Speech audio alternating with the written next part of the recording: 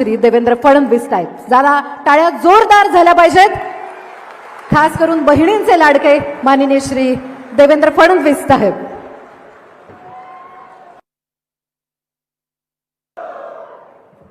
भारत माता की, भारत माता की, छत्रपती शिवाजी महाराज की, धर्मवीर छत्रपती संभाजी महाराज की, भारतरत्न डॉक्टर बाबासाहेब आंबेडकरांचा, हिंदवी स्वराज्याचे सरसंस्थापक छत्रपती शिवरायांच्या चरणी मानाचा मुजरा करतो. भारतीय राज्यघटनेचे शिल्पकार भारतरत्न डॉक्टर बाबासाहेब आंबेडकर यांना मानवंदना अर्पित करतो. आणि ज्यांच्या भूमीवर आपण सगळे आलो आहोत ते स्वामी समर्थ, जे नेहमी आपल्या पाठीशी उभे असतात, त्यांनाही नमन करतो, त्यांचा आशीर्वाद घेतो.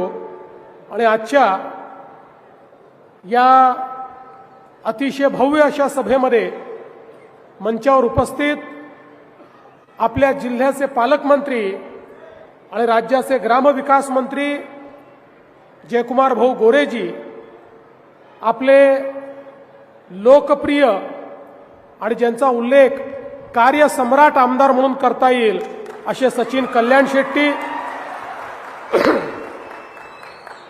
सन्माननीय राजन पाटीलजी, शशिकांत चव्हाण, माजी खासदार जय सिद्धेश्वर महास्वामीजी, शहाजी पवार, अक्कलकोट नगराध्यक्ष पदाचे आपले उमेदवार मिलन कल्याण शेट्टी, मेंदरगीच्या श्रीमती अंजली बाजारमठ आणि दुधनीचे श्री अतुल मेळकुंदे, या ठिकाणी उपस्थित नीलकंठ शिवाचार्य महाराज, अमोलराजे भोसले, श्री दिलीप सिद्धे, महेश बिराजदार, नन्नू कोरबू, प्रदीप पाटील, यशवंत धोंगडे, अविनाश मडीखांबे, महेश इंगळे, शिवशरण जोजन, मोतीराम राठोड, उत्तम गायकवाड, मंचावरील सर्व मान्यवर आणि या ठिकाणी मोठ्या संख्येने उपस्थित असलेल्या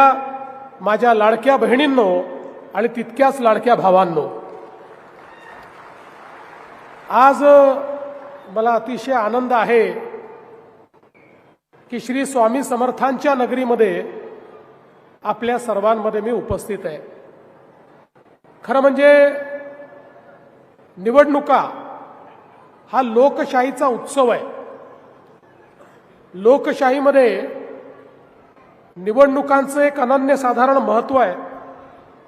आपल्या संविधानाने ज्यावेळी आपल्याला लोकशाही दिली त्यावेळी भारतरत्न डॉक्टर बाबासाहेब आंबेडकरांनी या लोकशाहीच्या माध्यमातून प्रत्येक व्यक्तीला एका मताचा अधिकार दिला.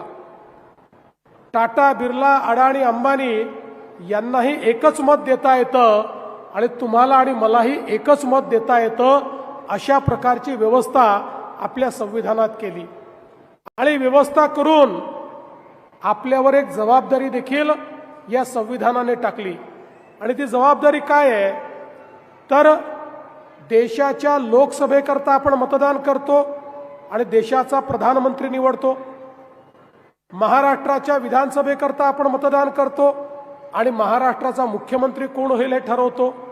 आणि आपल्या शहराच्या निवडणुकीतही नगरपालिकेकरता आपण त्या ठिकाणी मतदान करतो आणि आपल्या शहराचा अध्यक्ष कोण होईल हे ठरवतो. त्यामुळे आपल्या शहराचं भाग्य पुढचे 5 वर्ष कोणाच्या हाती द्यायचं याचा फैसला हा संविधानाने आपल्यावर सोडलेला आहे. आपण ज्यांना निवडून देतो तेच आपल्या शहराचं काम पाहतात. आपण बघा या संविधानाने काय केलं. एक काळ होता आपल्याकडे राजेशाही होती. राणीच्या पोटातून जो पैदा व्हायचा तो राजा व्हायचा. पण संविधानाने सांगितलं राणीच्या पोटातून पैदा होणारा राजा होणार नाही, मताच्या पेटीतून पैदा होणारा हा त्या ठिकाणी राज्यकारभार चालवेल आणि तो सेवक म्हणून काम करेल. आणि म्हणूनच आज या निवडणुकांमध्ये आपण सामोरं जाताना अतिशय चांगल्या पद्धतीनं हे मतदान या ठिकाणी करायचं आहे. आपला भारत स्वतंत्र झाल्यानंतर जवळपास 60-65 वर्ष आपले राज्यकर्ते म्हणायचे भारत हा छोट्या छोट्या गावांमध्ये राहतो. गावांचा विकास म्हणजे राज्याचा आणि देशाचा विकास. ते खरंही होतं, पण त्याचवेळी या 60-65 वर्षामध्ये राज्यकर्त्यांना या गोष्टीचा विसर पडला की भारताच्या शहरांमध्ये लोक राहतात आणि 60-65 वर्षामध्ये ही शहरं वाढत गेली. अन्न वस्त्र निवारा शिक्षण आरोग्य रोजगार याच्या संधीकरता गावातनं लोक शहराकडे येऊ लागली. शहरामध्ये लोक आल्यानंतर राहण्याची व्यवस्था नव्हती, मग अतिक्रमणं झाली, झोपडपट्ट्या तयार झाल्या, ज्याला जिथे जागा मिळेल तो तिथे राहू लागला. हळूहळू लोकसंख्या वाढल्यामुळे पिण्याच्या पाण्याचा प्रश्न निर्माण झाला. त्या ठिकाणी नाल्या निघाल्या, त्या नाल्यातनं मैला व्हायला लागला. त्याच्यामुळे रोगराई, डास, मच्छर, वास अशा अनेक गोष्टींचा सामना करावा लागला. तेच घाण पाणी आपल्या विहिरींमध्ये जायला लागलं, आपल्या नाल्यांमध्ये जायला लागलं, आपल्या तलावांमध्ये जायला लागलं, आपल्या नद्यांमध्ये जायला लागलं. आपले जलस्रोत प्रदूषित झाले.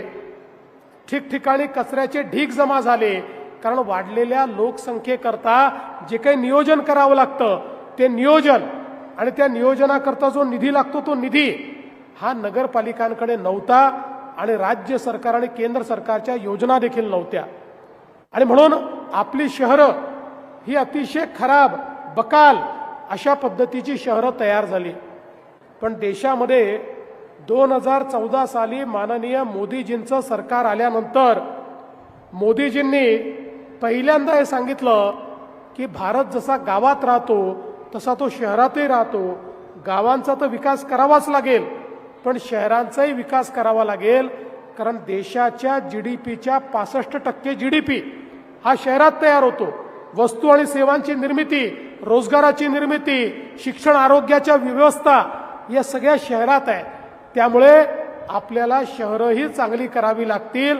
शहरामध्ये राहणारा गरीब, शहरामध्ये राहणारा मध्यमवर्गीय या प्रत्येकाचं जीवनमान उंच केल्याशिवाय भारताचा विकास आपण करू शकणार नाही.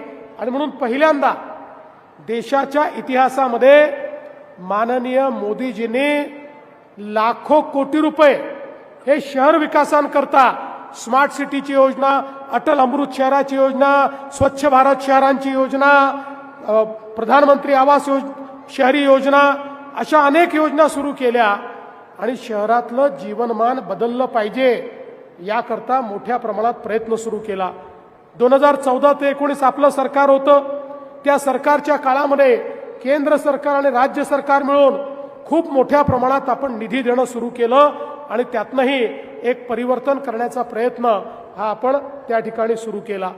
पण मला एक गोष्ट निश्चितपणे या ठिकाणी सांगायची आहे की जेव्हापासनं आपले सचिन कल्याण शेट्टी हे आपले आमदार झाले तेव्हापासनं मात्र अक्कलकोट असो, दुधनी असो, मेंदर्गी असो इथल्या विकास कामांना खूप मोठ्या प्रमाणात चालना मिळाली आणि मोठी कामं ही या ठिकाणी व्हायला लागली. आज आपण बघा, महाराष्ट्राचा विचार केला, महाराष्ट्राची अर्धी जनता 6.5 कोटी लोक 40,000 गावांमध्ये राहतात आणि तेवढेच 6.5 कोटी लोक अक्कलकोट सारख्या 400 शहरांमध्ये राहतात. 40,000 गावांमध्ये अर्धे लोक आणि 400 शहरांमध्ये अर्धे लोक. या 400 शहरांमध्ये राहणाऱ्या लोकांच्या जीवनामध्ये आपल्याला परिवर्तन घडवायचं आहे. आणि म्हणूनच आपल्या सरकारने नुकताच 2 महिन्यापूर्वी एक चांगला निर्णय केला. कारण आमच्या लक्षात आलं प्रधानमंत्री आवास योजनेत मोदीजींनी शहरामध्ये राहणाऱ्या बेघरांकरता, कच्च्या घरात राहणाऱ्या, झोपडपट्टीत राहणाऱ्या प्रत्येकाला त्या ठिकाणी घर मिळालं पाहिजे म्हणून आपल्याला पैसा दिला. पण लक्षात आलं हा पैसा जरी मिळाला तरी लोकांना घर मिळत नाही. याचं कारण त्या ठिकाणी लोक अतिक्रमण करून बसले आहेत आणि त्यांच्या मालकीची जमीन नसल्यामुळे जमिनीचा पट्टा त्यांच्याकडे नाही म्हणून त्यांना घर मिळत नाही. मग आपण निर्णय केला आणि 2 महिन्यापूर्वी राज्य सरकारने एक निर्णय घेतलाय, सगळ्या प्रकारची रहिवासी अतिक्रमणं ही आता आपण पूर्णपणे मंजूर करणार आहोत आणि त्यांना त्यांच्या मालकीचा पट्टा हा आपण देणार आहोत नियमित करून. आणि ती नियमित झाल्यानंतर आपल्या नगरपालिकेच्या माध्यमातून 2.5 लाख रुपये घर बांधण्याकरता देखील त्यांना देणार आहोत. पुढच्या काळामध्ये कोणालाही आपल्याला बेघर ठेवायचं नाही, अशा प्रकारचं नियोजन आपण करतो आहोत. खरं म्हणजे सचिननी या भागामध्ये पिण्याच्या पाण्याची योजना असेल, भुयारी गटाराची योजना असेल, अनेक गोष्टी सुरू केल्या, पण आता त्याचा विस्तार करण्याची आवश्यकता आहे. आणि म्हणून येत्या काळामध्ये मी आपल्याला आश्वस्त करण्याकरता आलो आहे. अक्कलकोट असो, दुधनी असो, मेंदर्गी असो, या ठिकाणी मोदीजींनी आपल्याला अमृतची योजना दिलेली आहे. 50,000 कोटी रुपये महाराष्ट्राला अमृतच्या योजनेतनं दिलेले आहेत. त्यामुळे वाढीव पाणी पुरवठा किंवा भुयारी गटाराची योजना किंवा ज्या ठिकाणी कुठे कमतरता उरली आहे त्याही ठिकाणी या योजना करण्याकरता निधीची कमतरता आपण पडू देणार नाही. मागच्या काळात सचिननी 2-3 योजनांचं भूमिपूजन ऑलरेडी केलं आहे. त्या योजना 60-70% पूर्णही झालेल्या आहेत. पण आता शहर जसं वाढत आहे तसं वाढीव योजना देखील आपल्याला तयार करावी लागणार आहे. त्यामुळे अशा प्रकारची वाढीव योजना ही देखील आपण या माध्यमातून करावी आणि शहर चांगलं करण्याचा प्रयत्न आपण करावा. मला आठवतं इथलं बस स्टँड, सचिनच्या प्रयत्नातून त्या बस स्टँडला आपण 23 कोटी रुपये दिले. 75% काम आता त्या ठिकाणी पूर्ण झालेलं आहे. आणि त्यासोबत स्वामी समर्थांचं इतकं महत्वाचं शक्तिपीठ या ठिकाणी आहे. देशभरातनं लोक येतात. त्याचा 369 कोटी रुपयाचा आराखडा आपण मंजूर केला. त्याला आता आपण निधी देतोय. पण सचिननी मला सांगितलं की आता तो आराखडा रिवाईज करण्याची आवश्यकता आहे. पुढच्या काळामध्ये 500 कोटी रुपयाचा आराखडा तयार होणार आहे. त्या आराखड्याला पूर्ण या ठिकाणी मदत आपण करणार आहोत. मागे मल्लिकार्जुन मंदिराचं देखील आपण भूमिपूजन केलं. 75% काम तिथलं देखील पूर्ण झालेलं आहे. अमृतमधनं 75 कोटी रुपये पाणी पुरवठा योजनेला आपण दिले आहेत. पुढच्या 3 महिन्यामध्ये त्याचंही काम या ठिकाणी पूर्ण होणार आहे. 114 कोटी रुपयाची रस्त्यांची कामं या ठिकाणी चाललेली आहेत. ड्रेनेजची 168 कोटी रुपयाची कामं या ठिकाणी चालली आहेत. उपजिल्हा रुग्णालयाचा प्रस्ताव आमच्याकडे आलेला आहे. तेही काम आपण पूर्ण करणार आहोत. तालुका न्यायालयाकरता 60 कोटी रुपये आपण दिले आहेत. उत्तर दक्षिण पोलीस स्टेशनला आपण त्या ठिकाणी पैसे दिलेले आहेत. राजेसाहेब निर्मित तलावाच्या संवर्धनाकरता त्या ठिकाणी आपण निधी उपलब्ध करून दिलाय. आणि त्यासोबत वेगवेगळे जे आपले मार्ग आहेत त्या मार्गांच्या सुधारणेकरता जवळपास 286 कोटी रुपये हे आपण दिलेले आहेत. देगाव एक्सप्रेस कॅनलला 350 कोटी रुपये आपण दिलेले आहेत. मोठ्या प्रमाणात जे आपण मागितलं त्या सगळ्या गोष्टी या ठिकाणी देण्याचं काम आपण केलं आहे. पण तरी देखील मी आज आपल्याला हेच व्यस्त करण्याकरता आलो आहे की या निवडणुकीमध्ये या 3ही शहरांमध्ये तुम्ही भारतीय जनता पक्षाची सत्ता आणल्यानंतर या 3ही शहरांना मी काही कमी पडू देणार नाही. इतक्या मोठ्या प्रमाणात आपण निधी देऊ. आपल्याला हे सगळं शहर जे आहे हे उत्तम करायचं आहे. चांगले रस्ते, चांगली उद्यानं, चांगली मैदानं, या ठिकाणी भुयारी गटर, या ठिकाणी प्रत्येक घरात नळातनं पाणी, या सगळ्या गोष्टी आपल्याला करण्याकरता एक उपकरण म्हणून या ज्या आपल्या नगरपालिका आहेत त्या नगरपालिकांचा उपयोग हा आपल्याला करायचा आहे. खरं म्हणजे आपल्याला माहिती आहे की येत्या काळामध्ये अनेक गोष्टी आपण करणार आहोत.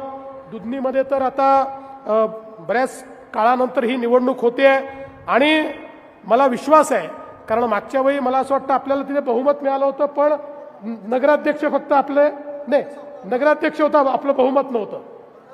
हा, नगराध्यक्ष आपले होते, बहुमत आपलं नव्हतं. त्यामुळे काम करताना अडचण झाली. त्यामुळे आता दुधनीच्या लोकांना माझी विनंती आहे, नगराध्यक्षही द्या आणि पूर्ण बहुमतही द्या. मग दुधनी आम्ही पूर्णपणे बदलवतो. कारण आपल्याला माहिती आहे की कुरनूर धरणातनं पाणी देण्याकरता दुधनीला 47 कोटी रुपये आपण दिले आहेत. अंतिम टप्प्यात काम आहे. 3 महिन्यात ते काम देखील पूर्ण होईल. उडान पुलाकरता देखील केंद्र सरकारच्या माध्यमातून 100 कोटी दिले आहेत. रेल्वे स्टेशन करता 50 कोटी, असे अनेक, म्हणजे मी सगळं सांगत बसलो तर भरपूर वेळ या ठिकाणी जाईल. मैंदर्गीमध्ये पहिल्यांदाच आपण आपल्या चिन्हावर त्या ठिकाणी निवडणूक लढतो आहोत. आणि मला हे माहिती आहे की तसं मागच्या वेळेस लढलो होतो, याही वेळेस आपण लढतो आहोत. आणि जवळपास तिथे पाणी पुरवठ्याकरता 27 कोटी रुपये हे आपण दिलेले आहेत. माझी आपल्या सर्वांना विनंती आहे की या निवडणुकीच्या निमित्ताने एक सकारात्मक अजेंडा घेऊन आम्ही आपल्यामध्ये आलो आहोत. मी बघा माझ्या भाषणामध्ये कोणावर टीका करत नाही, कुठल्या पक्षाला उणं बोलत नाही, कुठल्या उमेदवाराला उणं दुणं बोलत नाही, कारण अशा प्रकारे उणं दुणं बोलण्याची वेळ त्यांच्यावर असते ज्यांच्याकडे काही कार्यक्रम नसतो. माझ्याकडे विकासाचा कार्यक्रम आहे, भारतीय जनता पार्टीकडे एक विकासाची ब्ल्यूप्रिंट आहे, शहरं कशी बदलली पाहिजेत या संदर्भात आपल्याकडे एक विचार आहे. आणि ती शहरं बदलायची असतील तर जसं मी सांगितलं, लाखो कोटी रुपये मोदीजींच्या माध्यमातनं आणि भाजपच्या सरकारच्या माध्यमातनं आपल्यापर्यंत येणार. पण त्या ठिकाणी जर नगरपालिकेमध्ये भाजपचा अध्यक्ष नसेल तर त्या ठिकाणी त्या पैशाचं काय होईल हे आपण सांगू शकत नाही. कदाचित त्या ठिकाणी हे पैसे मुरले जातील आणि तुमची विकास कामं तुमच्यापर्यंत पोहोचणार नाही. पण भाजपचे अध्यक्ष असले तर ते चांगलंच काम करतील, पण एखाद वेळेस चूक केली तर त्यांचा कान धरायचा अधिकार आम्हाला असेल आणि त्यांचे कान धरून त्यांच्याकडनं योग्य काम हे मी असेल, पालकमंत्री असतील, आमदार असतील, आम्ही मिळून करून घेऊ. आणि म्हणूनच आपल्याला माझी विनंती आहे, येत्या निवडणुकीमध्ये आपण कमळाचं बटन दाबून अध्यक्ष आणि संपूर्ण नगरसेवक हे निवडून आणा. आपल्या शहराच्या परिवर्तनाकरता, आपल्या शहराला आधुनिक बनवण्याकरता आपण सगळे लक्ष घाला. आपल्याला कल्पना आहे, आम्ही दिलेली आश्वासनं पूर्ण करणारे लोक आहोत, कधी पळून जात नाही. ज्यावेळी आपल्या आशीर्वादाने मागच्या 23 नोव्हेंबरला 232 जागा आपल्या आल्या आणि एक अभूतपूर्व अशा प्रकारचं मॅन्डेट मिळालं, त्यानंतर लोक म्हणायला लागले आता या बीजेपी वाल्यांच्या इतक्या सीटा आल्या की आता हे लाडकी बहीण योजना बंद करणार. 1 वर्ष झालं लाडकी बहीण योजना बंद झाली नाही. आणि माझ्या लाडक्या बहिणींना या ठिकाणी सांगतो, जोपर्यंत तुमचा देवा भाऊ मुख्यमंत्री आहे तोपर्यंत काहीही झालं तरी लाडकी बहीण योजना बंद होणार नाही. पण त्याच वेळी मी मिलन कल्याण शेट्टी, अंजली ताई आणि अतुल भाऊ तुमच्यावर एक जबाबदारी या ठिकाणी टाकतोय की आता आमच्या लाडक्या बहिणींना केवळ लाडकी बहीण ठेवायचं नाहीये, आमच्या लाडक्या बहिणींना लखपती दीदी आता आपल्याला बनवायचं आहे. गेल्या 1.5 वर्षामध्ये 50 लाख लाडक्या बहिणी लखपती दीदी झाल्या. म्हणजे ज्या दरवर्षी 1 लाख रुपयापेक्षा जास्त पैसा स्वतःच्या भरोशावर कमवतात, अशा 50 लाख आम्ही केले आहेत. पुढच्या वर्षीपर्यंत 1 कोटी लाडक्या बहिणींना आम्ही लखपती दीदी बनवणार आहोत. आणि म्हणून या तिन्ही नगराध्यक्षांवर या ठिकाणी जबाबदारी टाकतोय. ते निवडून आल्याबरोबर त्यांनी लखपती दीदीचा कार्यक्रम हातामध्ये घ्यायचा आहे आणि माझ्या सगळ्या लाडक्या बहिणींना त्या ठिकाणी लखपती दीदी करून त्यांच्या माध्यमातून मोठं परिवर्तन घडवायचं आहे. बंधू भगिनींनो, या सोलापूर जिल्ह्यामध्ये शेतकऱ्यावर मोठं संकट आलं, आम्ही मागे राहिलो नाही. आमच्या पालकमंत्र्यांच्या नेतृत्वात मोठं काम त्या ठिकाणी केलं, शेतकऱ्यांना अभूतपूर्व अशा प्रकारची मदत केली. ज्या ज्या ठिकाणी आवश्यकता आहे त्या त्या ठिकाणी तुमच्या पाठीशी उभे राहणारे आम्ही लोक आहोत. आणि म्हणूनच तुमचा आशीर्वाद हा सातत्याने आमच्या पाठीशी असला पाहिजे. मी शेवटी जाता जाता तुम्हाला एवढीच विनंती करतो, 2 तारखेला कमळाची चिंता तुम्ही करा, त्यानंतर 5 वर्ष तुमची चिंता आम्ही करू, हा विश्वास तुम्हाला देतो आणि माझं बोलणं संपवतो. धन्यवाद. जय हिंद, जय महाराष्ट्र. खूप खूप मनापासून धन्यवाद सर. देवेंद्रजी फडणवीस साहेब यांचं आम्ही या पुण्यनगरीमध्ये मनपूर्वक हार्दिक स्वागत करतो.